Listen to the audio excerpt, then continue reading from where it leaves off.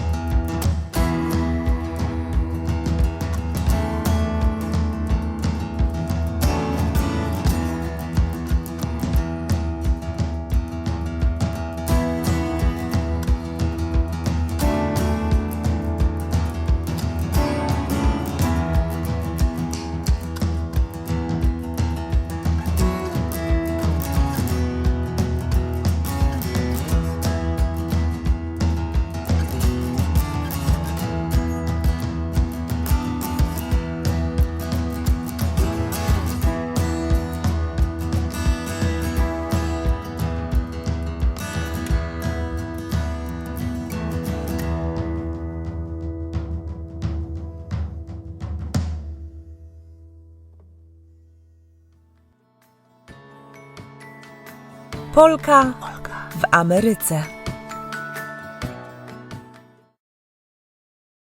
No i wylądowałam, jestem na lotnisku, zaczynam wakacje.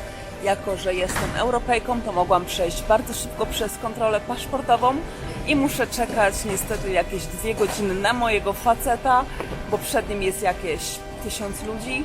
Jakaś masakra, po prostu taka kolejka, w życiu takiej wielkiej kolejki nie widziałam, także taki trochę absurdalny początek po prostu naszych wakacji, ale mam nadzieję, że nie wpłynie to w żaden sposób na to, jak cudowne to będą wakacje. Mam nadzieję.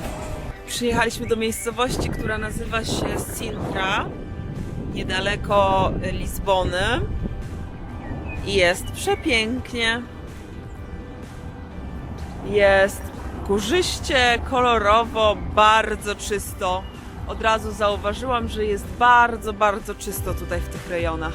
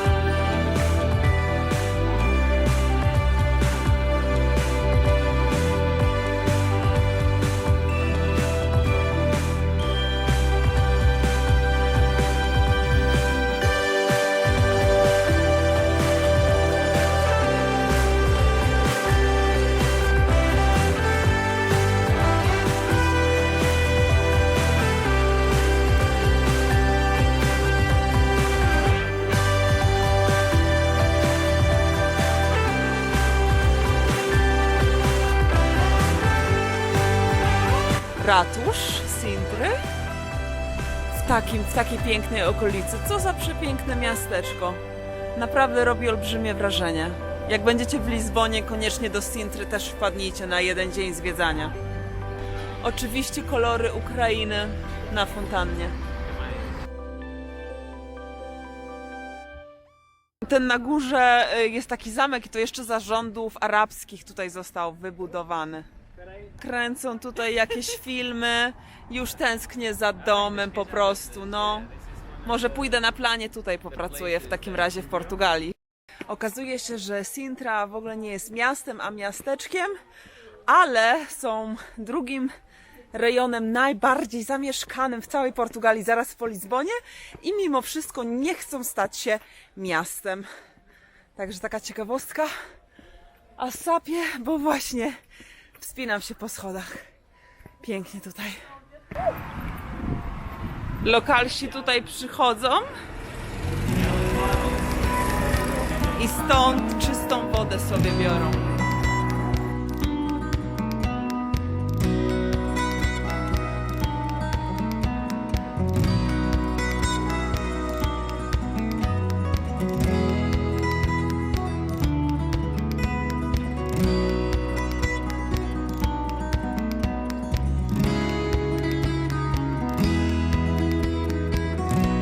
Korek, jedno z najbardziej eksportowanych dóbr z Portugalii. Piękne są te torebki, nawet nie takie drogie. Natomiast koleżanka mówi, Portugalka tutaj, że szybko to się zmienia w ciemne brązowe, więc nie warto kupować. A tutaj facet coś gotuje. Kasztany, proszę uprzejmie.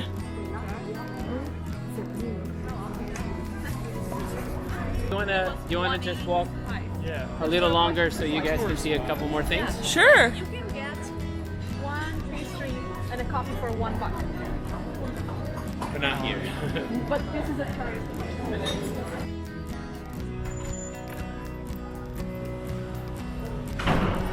Zawsze mnie kręcą takie schody, gdzie nie wiadomo dokąd prowadzą, ale są mega na wypasie, tak jak te.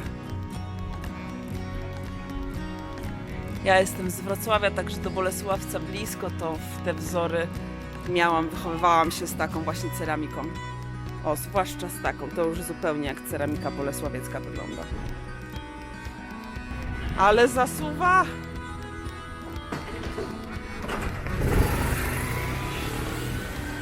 Pognał!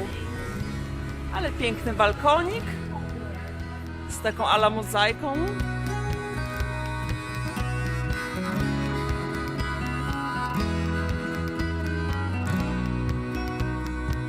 W 1764 to jest, uwaga, najstarszy hotel na całym Półwyspie Iberyjskim.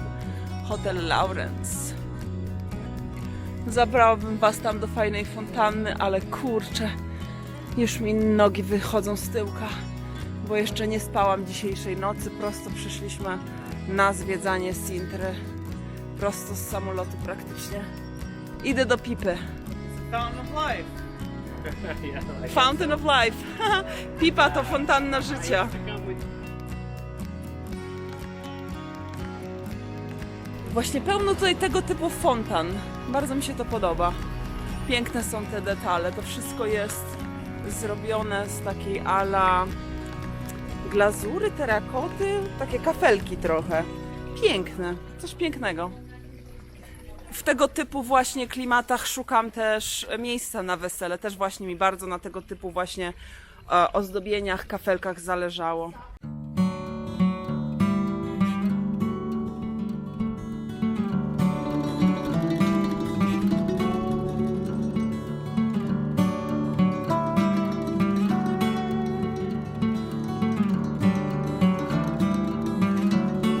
To jest alkohol w czekoladzie.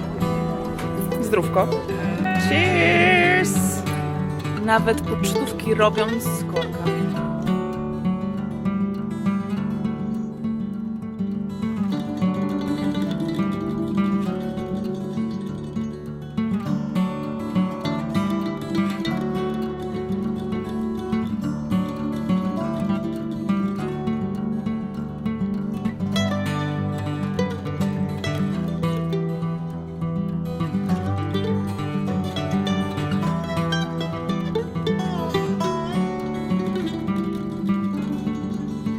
Piękne są te budyneczki i te kwiatki też.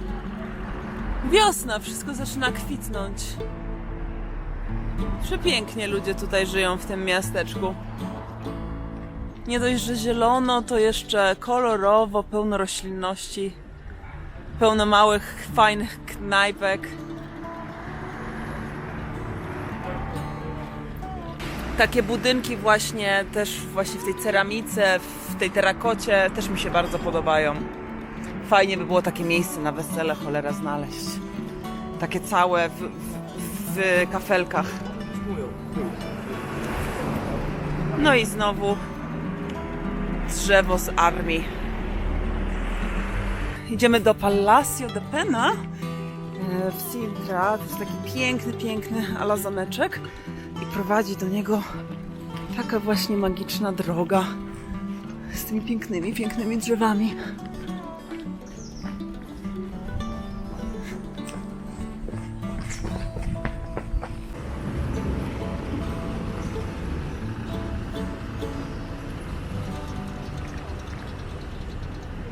Od razu widzę, że największą wadą tego miejsca jest ilość turystów, że aż autobusami ich przywożą. Staliśmy w długiej kolejce po bilet, a teraz stoimy w długiej kolejce, żeby w ogóle wejść do środka. I już za drzew się wyłania ten piękny pałac. Pałac, zamek. Nazywają to Palacio, także chyba pałac bardziej.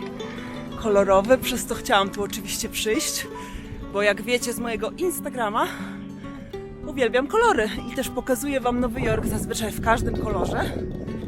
Natomiast z zagranicy też chcę wam pokazywać kolory. Ale pięknie to z bliska wygląda, co?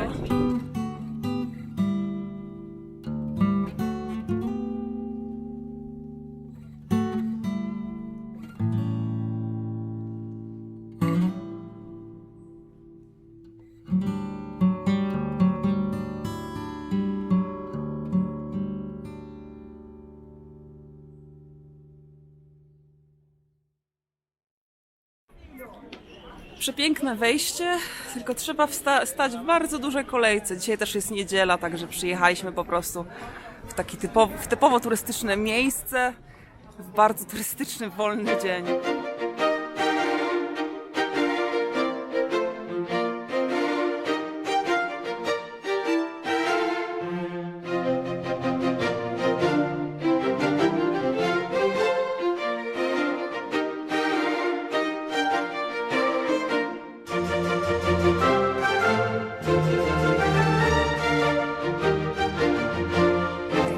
Pałac ten był budowany między 1503 a 1511.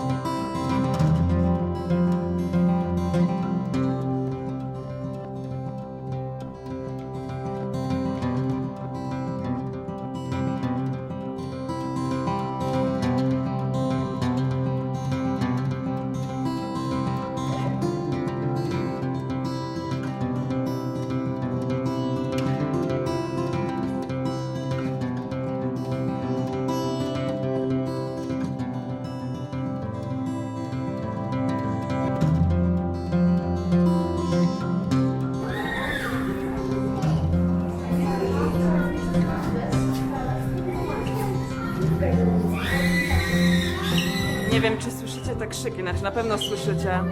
Przyszło takie małżeństwo z dzieckiem autystycznym i ono cały czas krzyczy. I to jest takie strasznie przykre, bo cały czas to nagrywam bez dźwięku praktycznie ten pałac, a to dlatego, że co chwilę to dziecko właśnie krzyczy i też tak chodzi na palcach. To jest kuchnia. Też tak to dziecko chodzi na palcach. Właśnie czytałam, że tak chodzą dzieci autystyczne. Także przykre, no bardzo przykre. I całe te wyjście teraz mamy praktycznie z krzykiem w tle. Takie są piękne widoki i idziemy, to się nazywa spacer przy murze.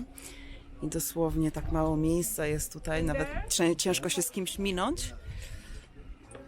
I takie widoki mieli, wow. I cały ten teren tutaj zielony to są w ogóle ogrody tego pałacu. Olbrzymia ziemia. Tutaj jakiś zamek, nie byliśmy na nim, no ale też nie mamy aż tyle czasu, żeby tak wszystko oglądać, tylko te najważniejsze rzeczy, bo de facto przyjechaliśmy do Portugalii po to, by szukać sali na wesele. Także to, że zwiedzamy sobie Lizbonę, to jest tylko i wyłącznie przy okazji, ale nie jest to głównym powodem naszego wyjazdu tutaj.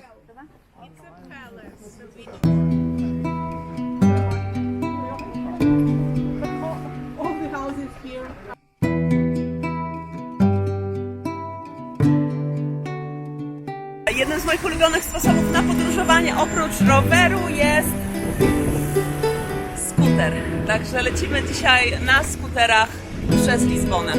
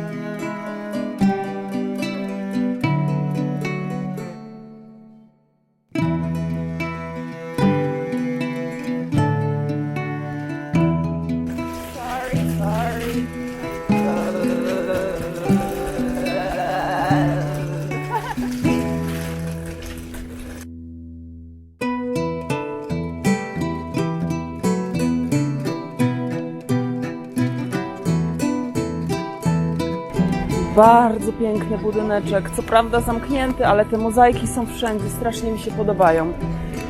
Tutaj też.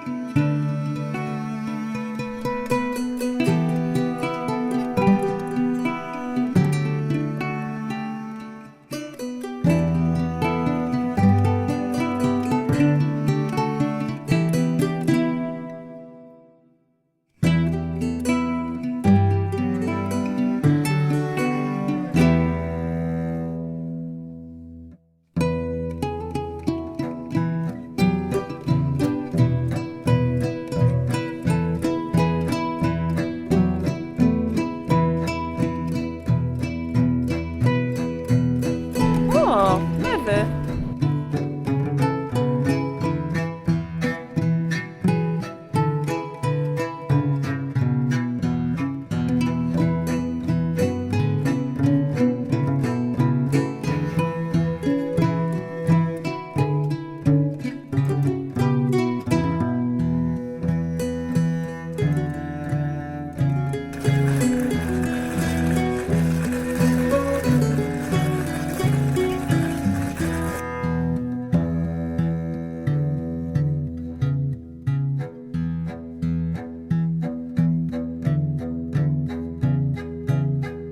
Pierwsze, co mi się rzuciło w oczy, to dużo z tych budynków jest takich obdrapanych, tak jakby są brudne.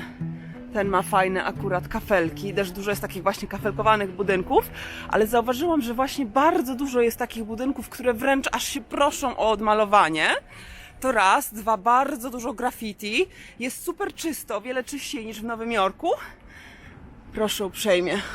Tutaj na przykład takie typowe po prostu, to trzeba przecież odremontować, to wszystko jest brudne, obdrapane. Przypomina mi trochę klimatem Wrocław, że też takie wąskie uliczki i dużo takich kolorowych budyneczków, też tramwaje są. Za chwilę jeden nas minie właśnie.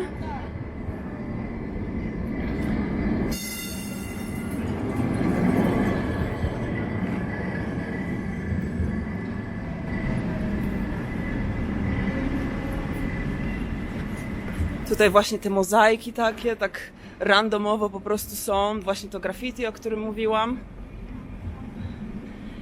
Dużo przydałoby się tutaj, bardzo by się przydało odremontować tą Lizbonę. Odmalować. Kupuję pierdółki z Lizbony, czemu nie?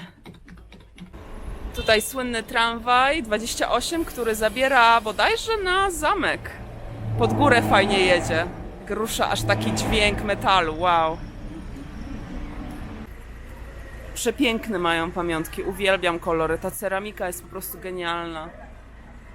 I piękne magnesy też.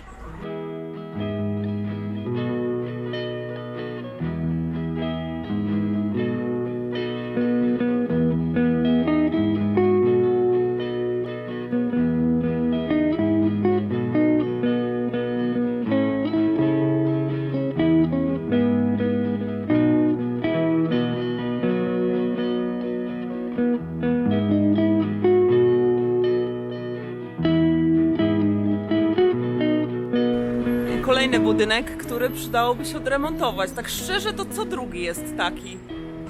Ale na przykład w porównaniu z Nowym Jorkiem to jest bardzo czysto na ulicy. Na samej ulicy. Tylko że budynki są brudne. Kolejny budynek do odremontowania. My zaliczamy małą wspinaczkę. Lizbona jest bardzo dużo, jest tutaj wzgórz, jest taka górzysta i co chwila trzeba iść pod górę.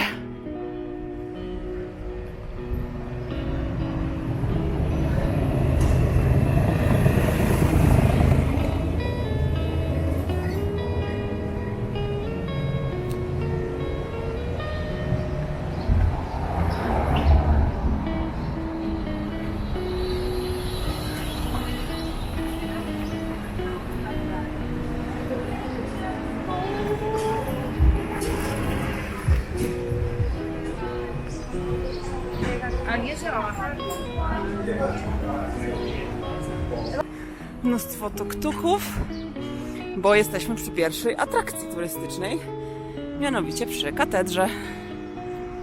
Katedra, już przeczytałam, została wybudowana w XII wieku i trzeba było ją wiele razy odbudowywać i reperować, zwłaszcza po wielkim trzęsieniu ziemi w 1755, gdzie bardzo dużo właśnie Lizbony ucierpiało. Super to jest, że w mieście przy katedrze tak o po prostu mandarynki sobie rosną. I te ptaki słyszycie też? I przepiękne mozaiki właśnie wszędzie na budynkach. Tak mi głupio, bo wszystko bym po prostu nagrywała, bo co jedna rzecz to ciekawa. Nawet te drzwi są ciekawe. Nawet te krzesła są cholera ciekawe. Pomarańczowo-niebieskie. Dużo knajpek jest. Widać, że ludzie tutaj żyją pełnią życia. Kojarzy mi się to trochę z Rzymem. Kolejny budynek w mozaikach. Te takie, że niby 3D mają być. Taki wygląd. Cześć, kiciuś. A tam kolejny idzie. Ta okolica... Nie. Tutaj próbujemy jakimiś kanałami tutaj przejść w stronę wody. I czytałam właśnie, to się nazywa to okolica Alfama i jest właśnie bardzo popularna. No proszę, jest jakieś przejście takie tajemne, wow, no, nice. I czytałam, że to jest właśnie fajna dzielnica na kafejki, na restauracje, żeby posiedzieć, pogadać. I właśnie było napisane, że dużo jest takich wąskich uliczek tego typu właśnie. Zaraz zobaczymy, gdzie wyjdziemy, bo to też nie wiadomo nigdy. Nice building with all the stones. Tutaj wyszliśmy na jakąś główną ulicę. I jest statek, doszliśmy do wody. We made it, I see a ship. Budynek pełen po prostu graffiti, calusieńki w graffiti. Chociaż nam też słońce już wychodzi, bo póki co cały czas pada, ale ponoć normalne to jest w kwietniu. Wanna grab a coffee? Usiedliśmy na kawkę przy wodzie. Wzgórze, kolorowe budyneczki, ta katedra, którą przed chwilą z bliska widzieliśmy. Idziemy dalej do kolejnej atrakcji.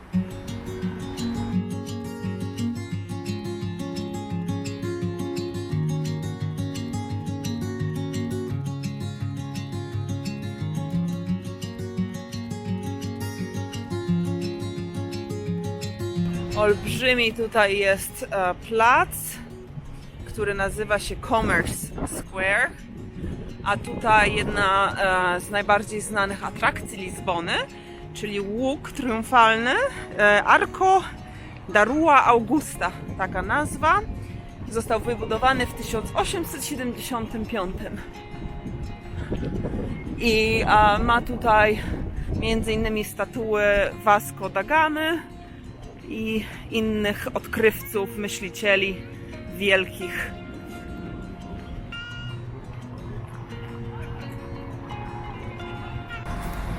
Kolejny placyk. To, co zauważyliśmy, jeśli chodzi o Lizbonę, to to, że mają nie tylko mnóstwo placyków, ale także rond. Wszędzie jest jakieś rondo.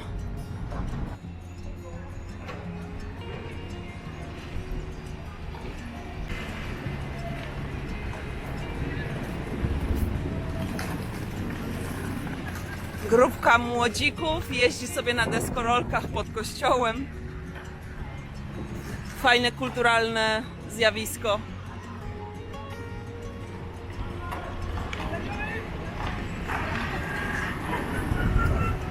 Mercado de Ribeira, jedno z najpopularniejszych miejsc ponoć na jedzenie. Można sobie przyjść i w małych ilościach kupować dowolne jedzenie. Idziemy do środka zobaczyć, co da się kupić.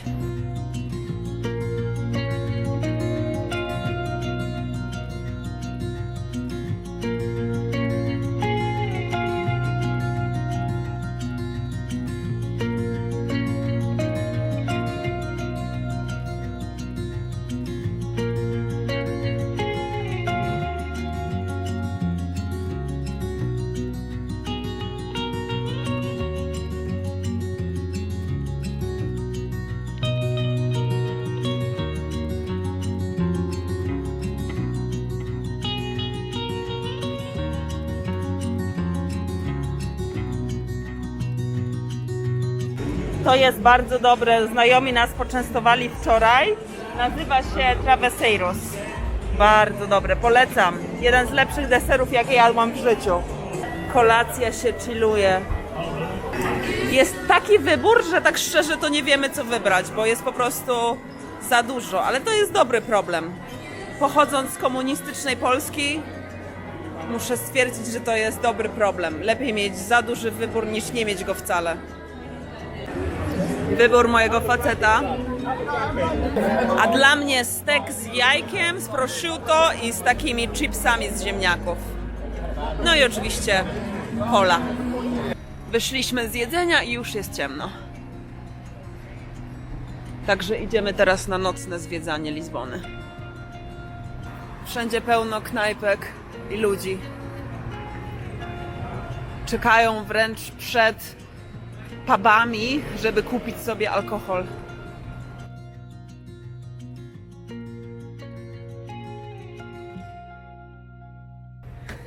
Też wszystko w graffiti. I tu już są śmieci.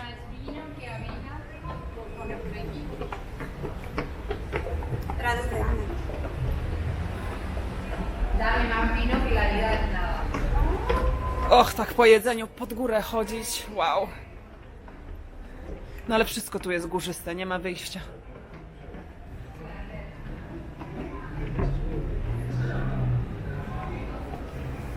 Tutaj jedna z bardziej popularnych uliczek ponoć w Lizbonie nazywa się Ascensor da Bica. I stąd właśnie ten tramwaj jeździ. Tak bardzo, bardzo, bardzo pod górę. Wow! Wielka wspinaczka. 60 metrów tylko, na szczęście mamy iść tak pod górę. Tutaj widać to nachylenie bardziej. Wow.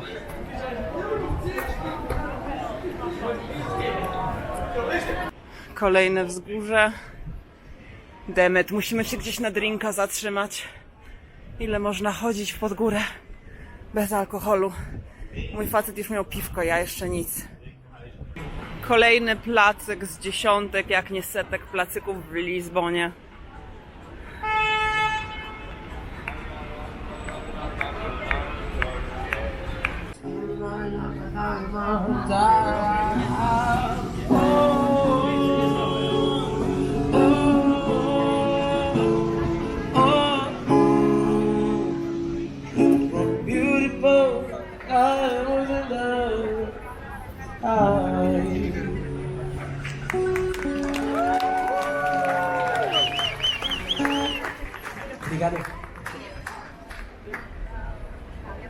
To jest Santa Justa Ouro, nie wiem co to oznacza, ale taka ala niby winda i jest takie przejście z jednego budynku do drugiego. Nocą to już jest zamknięte, to ciężko powiedzieć, tam w środku jest jakaś winda, czy się... Tak, jest winda. Ale wygląda spoko. To jest z kolei plac Rossio, jeden z największych placy.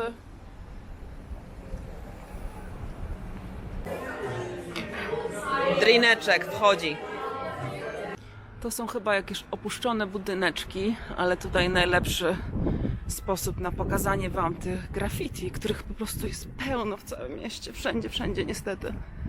A dla mojego Amerykanina ciekawe miał spostrzeżenie i on ciekawie na to patrzy, bo ja to nazywam wandalizmem, tak jak na przykład tutaj. Ja to nazywam wandalizmem, a on mówi, że to jest jak pokazanie, że ja tu byłem, że nikt mnie nie złapał, że nikt mnie nie widział, oznaczenie jakby swojego terenu.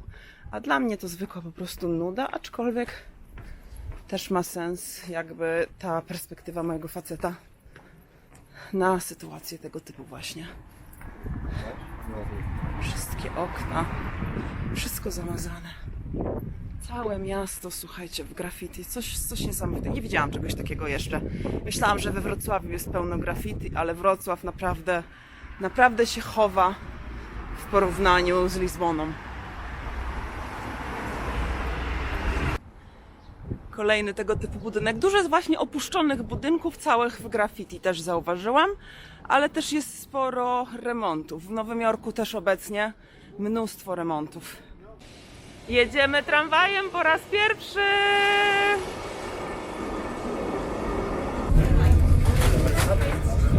Wypchany po brzegi i nie dało się kupić biletu w tramwaju, także jedziemy na gapę.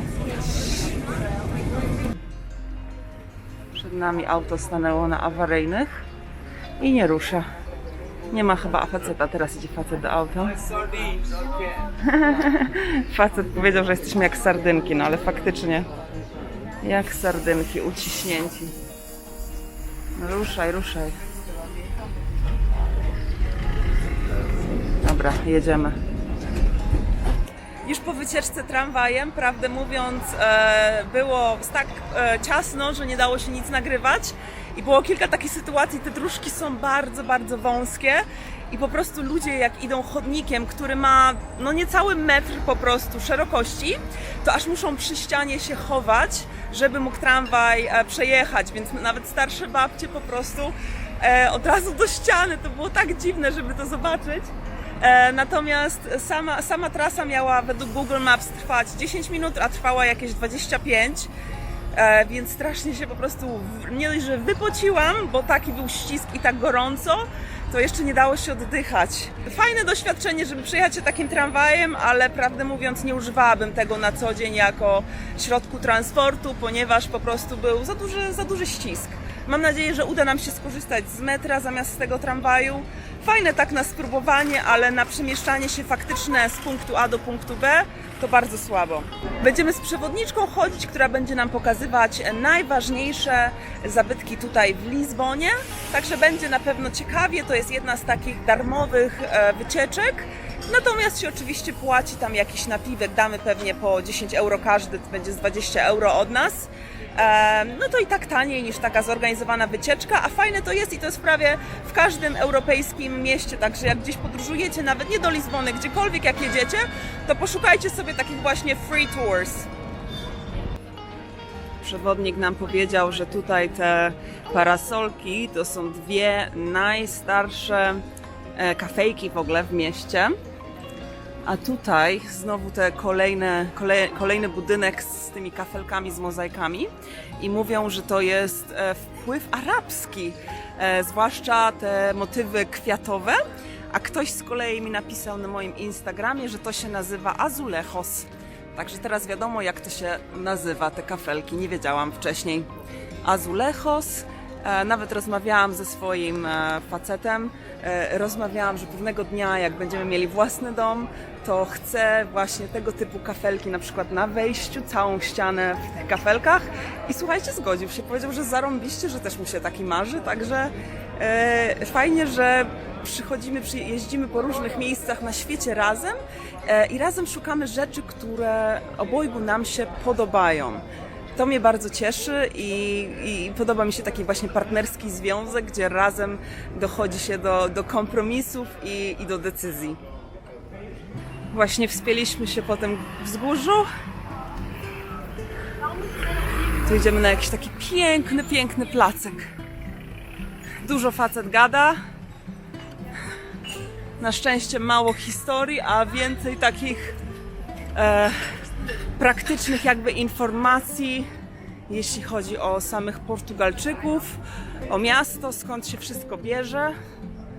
Także jest ciekawie, nie jestem w stanie wszystkiego powtórzyć, ale te najciekawsze rzeczy na pewno będę wspominać. I tutaj ciekawostka, w tym takim wielkim trzęsieniu ziemi w XVIII wieku ten dach się całego kościoła zawalił. W ogóle 90% Lizbony się zawaliło, były straty. Także masakra, nie wiedziałam, że aż tak duże i to trzęsienie ziemi wynosiło między 8 a 9 punktów, także bardzo silne trzęsienie ziemi w XVIII wieku. Teraz zrobili z tego kościoła muzeum. Tutaj właśnie moja grupa i przewodnik opowiadający co i jak. Widzieliśmy już kilka tego typu starych samochodów. Pewnie turystyczne wycieczki, domyślam się. Ale i tak ciekawe zobaczyć takie stare autko. Trochę śmiesznie, a trochę strasznie, bo opowiada przewodnik, że jak było to trzęsienie ziemi wielkie w XVIII wieku, to król miał wtedy lwy dwa, ponieważ wtedy kolonizowali, mieli swoje kraje, prawda, Sri Lanka między innymi i przywozili stamtąd, byli zafascynowani w ogóle zwierzakami takimi egzotycznymi dla nich, czyli na przykład lwy i król miał dwa lwy i wyobraźcie sobie, że te lwy podczas trzęsienia ziemi uciekły, także po Lizbonie biegały sobie dwa lwy, aż ciężko sobie to wyobrazić. Wczoraj Wam pokazywałam to przejście z dołu nocą. A teraz jesteśmy tutaj na górze. Widać całe miasto. Piękny widok na Lizbonę.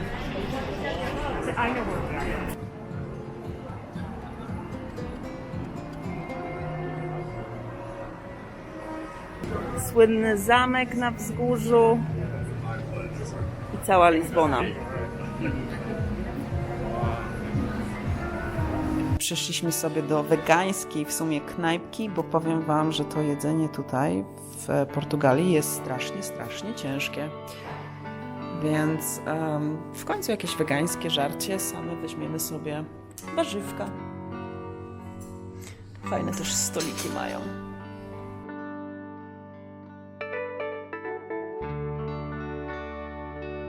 Wegański pasztet i jako, że jestem bezglutenowa, to dali mi to zamiast chleba.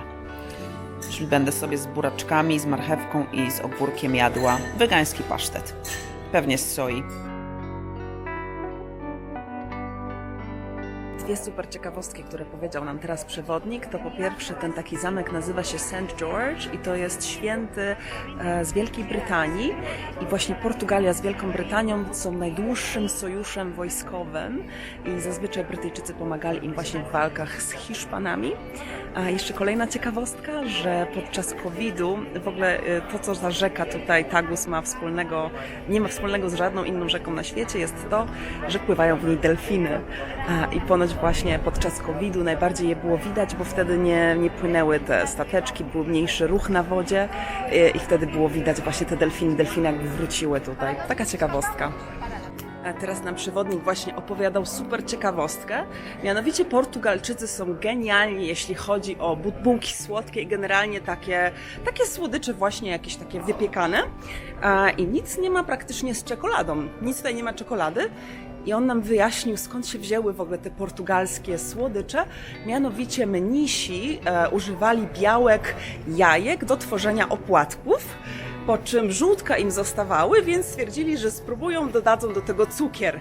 I tak zaczęły być praktycznie produkowane właśnie te słodkości portugalskie. Fajna ciekawostka. #foodporn. Wczoraj nagrywałam ten plac podczas wieczoru, a teraz jesteśmy za dnia plac Rossio. A tu moja grupa. Idę posłuchać, co opowiada o tym placu.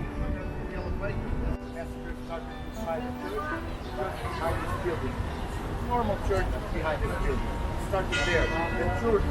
The Jews in 1506. Największa ciekawostka, jeśli chodzi o ten plac, to chyba tutaj ten kamień, brukowane uliczki, to ma przypominać fale, bo oczywiście Portugalczycy dużo podróżowali właśnie drogą morską, tak zdobywali swoje kolonie i wielu z nich, przewodnik mówi, że jak wyjeżdżali, to wiedzieli, że nie wrócą, bo albo zabije ich zaraza, albo zostaną w kraju, który próbują podbić, po to by religię swoją i swoje zwyczaje jakby wprowadzić w podbitym kraju. I kolejna ciekawostka, w tym miejscu, w tych okolicach tego placu zginęło około 4000 Żydów. Byli zabijani, uwaga, przez Kościół katolicki. I dopiero król z północy po 3-4 dniach dotarli tutaj żołnierze i zatrzymali tą masakrę. A to dlatego, że uważano wtedy, że Żydzi mają jakieś specjalne benefity z bycia z Żydem, czyli inteligencja, kontakty, biznesy i też jakby ta religia żydowska zagrażała Kościołowi. Taka ciekawostka, jesteśmy na Rua Augusta, jednej z najpopularniejszych ulic w Lizbonie, pełnej turystów, a zakończonej łukiem triumfalnym i pokazywałam już go Wam wczoraj. Dużo w sumie z tych rzeczy, które pokazuje nam dzisiaj przewodnik, to już wczoraj zwiedzaliśmy, bo po prostu poznajdowałam sobie miejsca, które warto zobaczyć. Natomiast oczywiście fajnie też zwiedzić sobie to z przewodnikiem, bo chociaż się wie wtedy, zna się wtedy historię, a samemu tak ciężko, ciężko samemu. Lisboa Color Time i prawdę mówiąc, faktycznie Lizbona jest tak kolorowa. Wszędzie po prostu są kolory. Teraz zmierzamy w kierunku tego Rua Augusta, łuk triumfalny.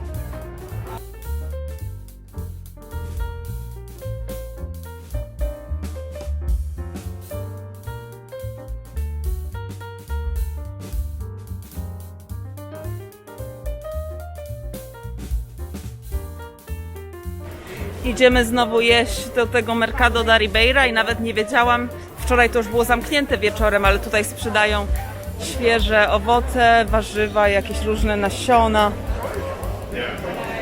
Pachnie przepięknie.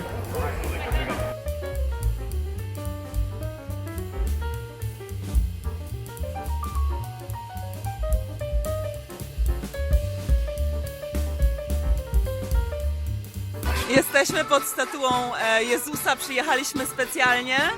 Jest 7:13, o 7:00 zamknęli wejście. Także niestety nie wejdziemy, ale chociaż zobaczymy zespół grający, ale jaja.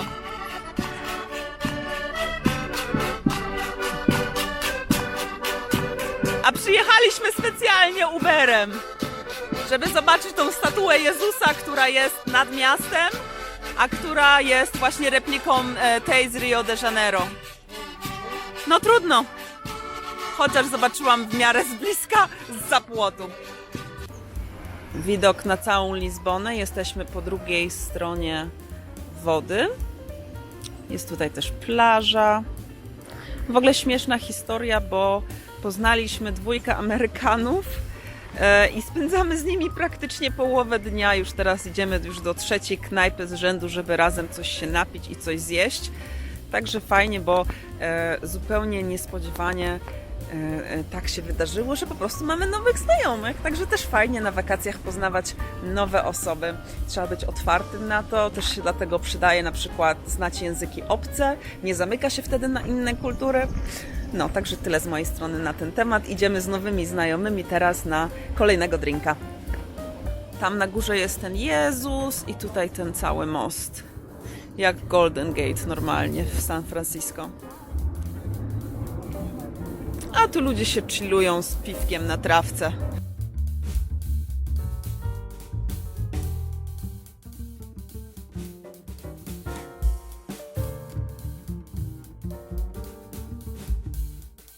To jest ta restauracja, którą bardzo polecam. Jedliśmy tu teraz i było naprawdę świetnie. Z widokiem właśnie na Lizbonę. Przy falach, pyszne rybki.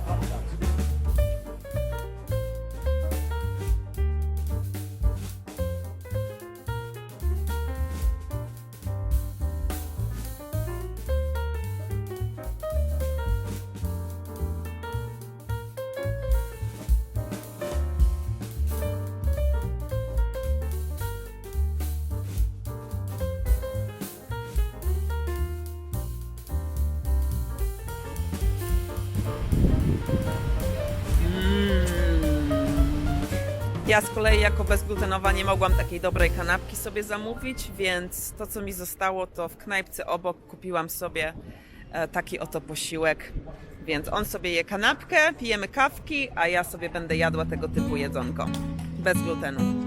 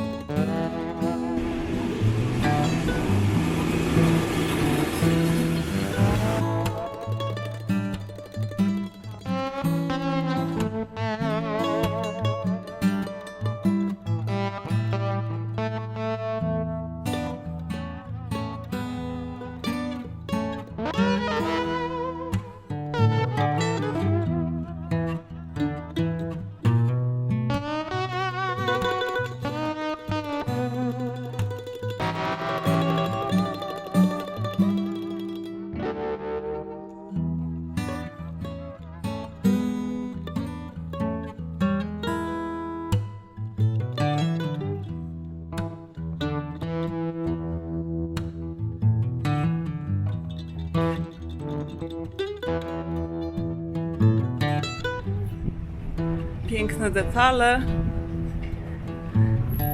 I te okiennice też, gołąbki. Bardzo ładnie, te kolory Lizbony podobają mi się niezmiernie. Aż cholera, no. Czemu tego nie wyremontują, no? Pewnie kwestia pieniędzy. Tak rozmawiamy z facetem, że to musi być kwestia pieniędzy, że po prostu nie mają tutaj żadnej praktycznie gospodarki. Znani są najbardziej z materiałów i z turyzmu praktycznie, także no szkurde, no naprawdę szkoda, jakby to wszystko było bardziej odmalowane, wyczyszczone. Każda dosłownie, no 90% kamienic jest w ten sposób po prostu poniszczonych. Nawet tutaj na tej fajna mozaika była, a tutaj proszę uprzejmie ktoś musiał bas grać. Ach, szkoda gadać. Znaleźliśmy piękne wegańskie miejsce na lunchek. Ślicznie.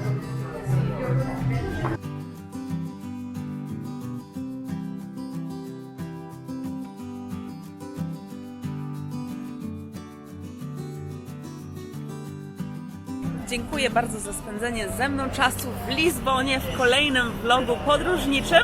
W następnym odcinku za tydzień pokażę Wam 4 miejsca na wesele, które wybraliśmy i musimy spośród tych 4 wyselekcjonować to jedno, w którym weźmiemy ślub. To zresztą był powód, dla którego przyjechaliśmy tutaj do Lizbony teraz. Także zapraszam serdecznie na ten odcinek, może nawet pomożecie mi wybrać najfajniejszą salę, najfajniejsze miejsce. Także dziękuję serdecznie za obejrzenie tego odcinka, do zobaczenia za tydzień. Widzimy się na salach weselnych właśnie tutaj w okolicach Lizbony. Dziękuję, że spędziliście ze mną tutaj ten czas w Portugalii. To był mój pierwszy raz, tak jak ostatnio byłam w Meksyku po raz pierwszy, tak i teraz byłam w Lizbonie w Portugalii po raz pierwszy. Mam nadzieję, że też Wam się to miasto spodobało. Ma wyjątkowy klimat. Do zobaczenia w następnym odcinku. Pa, pa.